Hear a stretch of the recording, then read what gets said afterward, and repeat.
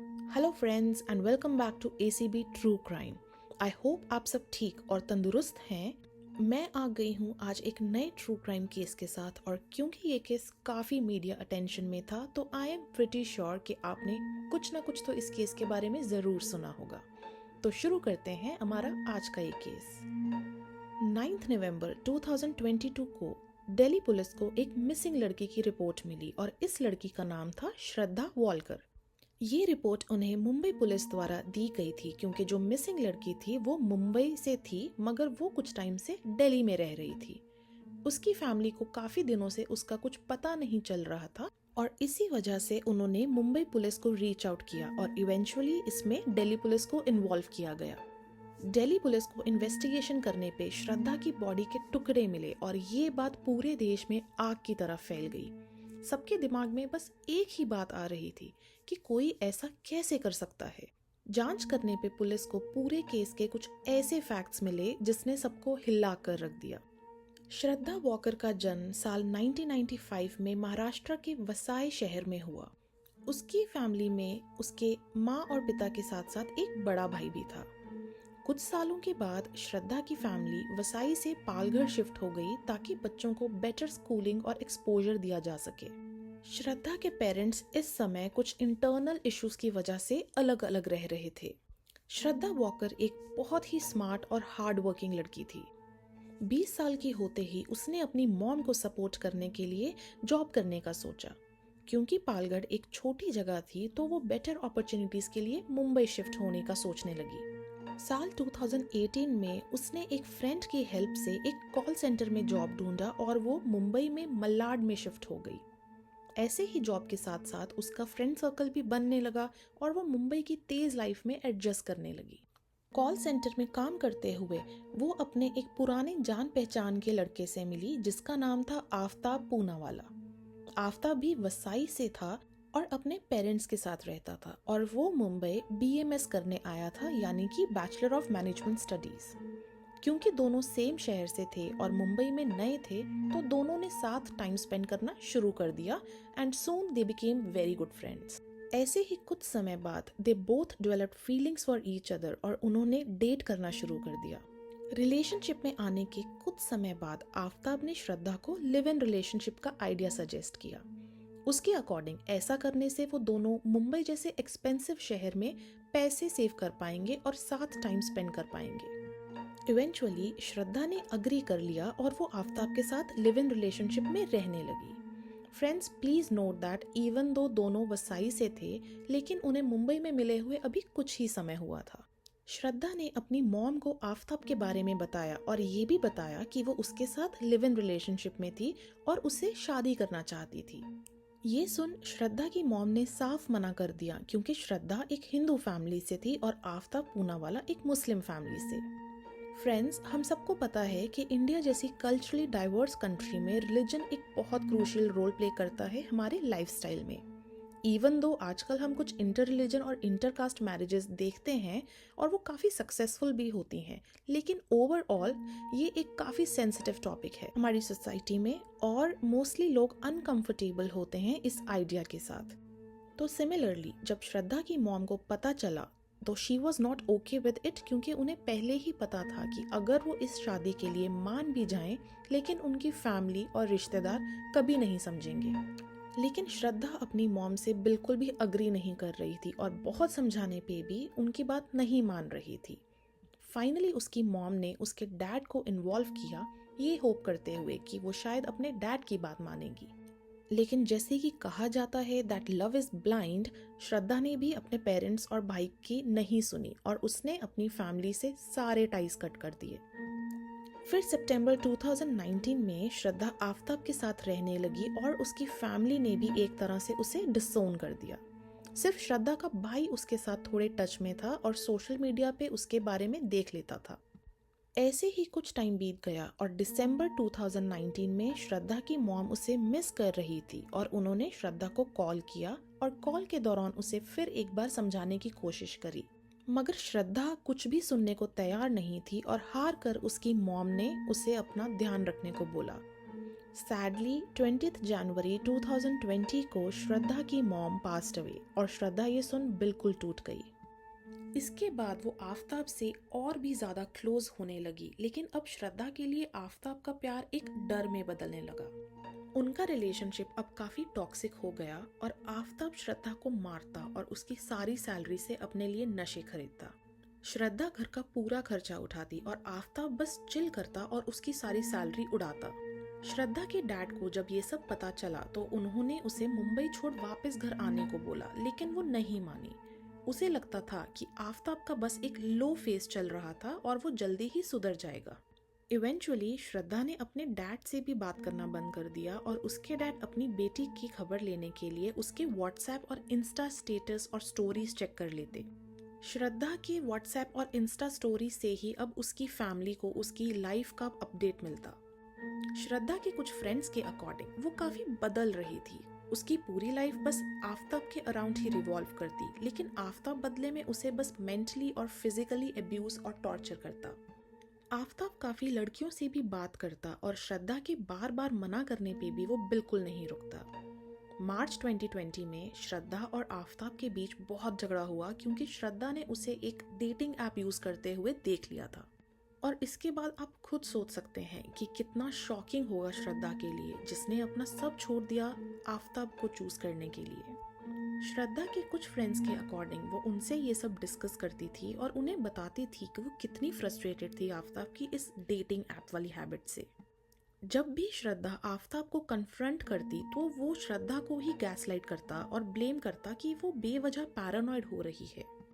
यही नहीं, लड़ाई होने पे वो श्रद्धा पे हाथ भी उठाता और उसे फिजिकली अब्यूज करता। काफी बार जब श्रद्धा ऑफिस जाती तो उसके फ्रेंड्स और कलीग्स उस पे काफी ज्यादा ब्रूजेस और मार्क्स नोटिस करते, जैसे कि उसे किसी ने मारा हो। तो बेसिकली ये एक रूटीन बन गया था जहां आफताब लड़कियों से बात करता और श्रद्धा को पता लगने पर उनकी लड़ाई हो जाती और फिर आफताब सॉरी बोलकर सब रिजॉल्व कर लेता। और बाहर से एवरीथिंग लुक्ड ग्रेट, बट अंदर ही अंदर ये एक बहुत टॉक्सिक रिलेशनशिप बन चुका था।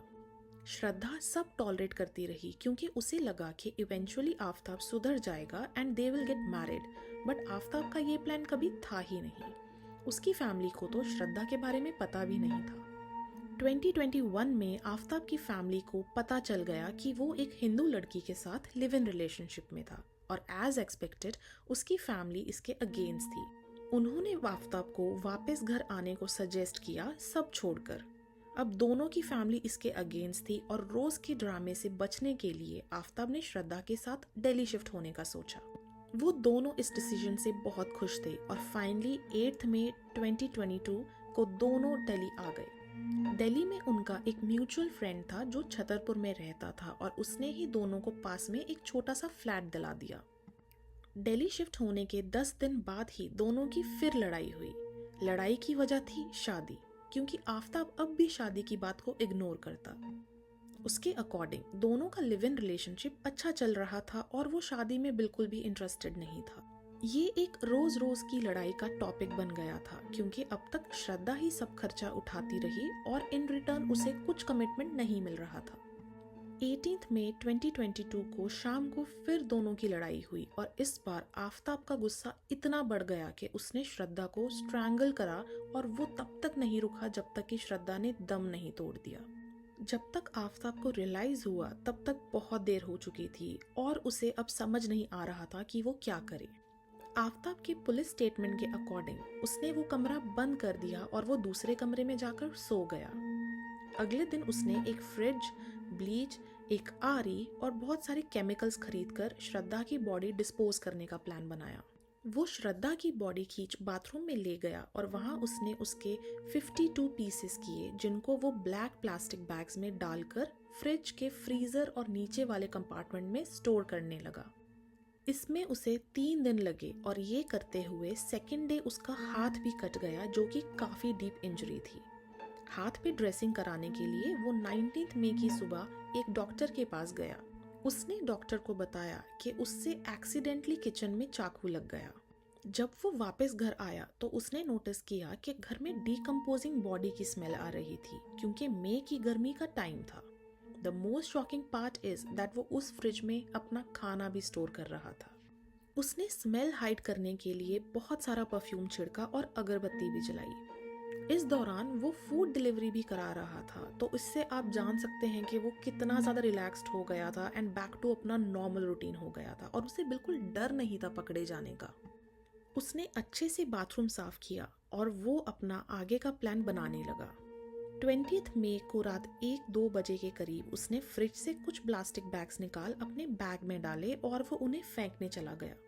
कुछ दूर उसे मेहरौली का एक आइसोलेटेड जंगल दिखा जहां उसने प्लास्टिक बैग्स फेंक दिए। घर वापस आने पे उसने एक डायरी में नोट किया कि उसने कितने बॉडी के पीसेस और बैग्स कहाँ-कहाँ फेंके हैं। उसने फ्यूचर लोकेशंस की भी लिस्ट बनाई जहां वो और बैग्स फेंकेगा। वो रोज जाकर कुछ बैग्स फेंकता और ये वो 10-12 दिन तक करता रहा। इस दौरान वो श्रद्धा के फोन से उसके फ्रेंड्स को मैसेज करता और स्टोरीज भी डालता ताकि किसी को शक ना हो। यही नहीं, उसने श्रद्धा के फोन से अपने अकाउंट में ऑनलाइन 54,000 रुपीज ट्रांसफर किए। अब जाकर आफताब काफी रिलैक्स्ड हो गया था क्योंकि उसने ऑलमोस्ट सब बैग्स फेंक दिए थे सिवाय जिसमें श्रद्धा का सर था, और अब वो बैक टू नॉर्मल होने लगा। उसने फिर डेटिंग एप्स यूज करना शुरू कर दिया और वो ऑनलाइन एक लड़की से मिला। उसने इस लड़की को घर बुला डिनर किया और वो उस रात वहीं रुकी। आफताब को अब बिल्कुल भी डर या रिग्रेट नहीं था।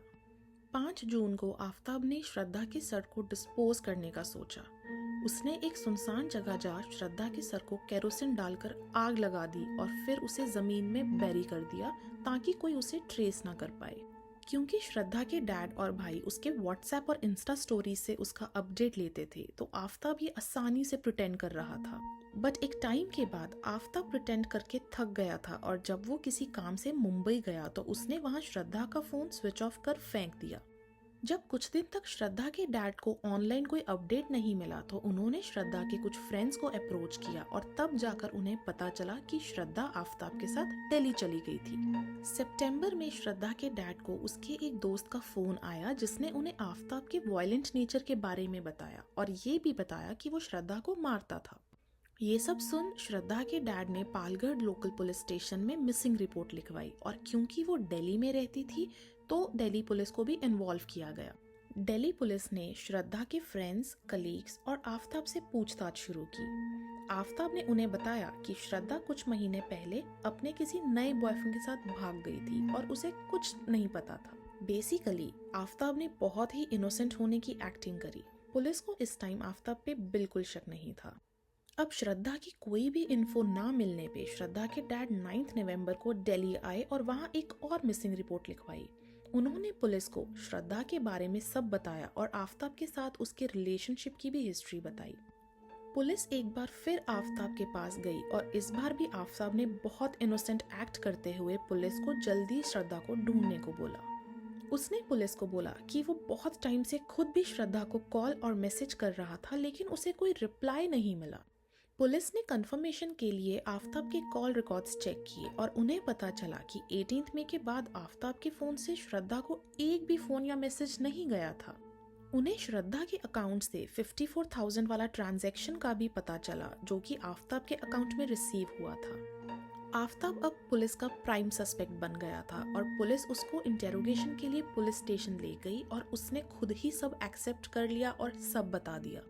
बहुत ढूंढने पे पुलिस को कुछ बोन्स और टीथ मिले और उनका डीएनए एनालिसिस किया गया।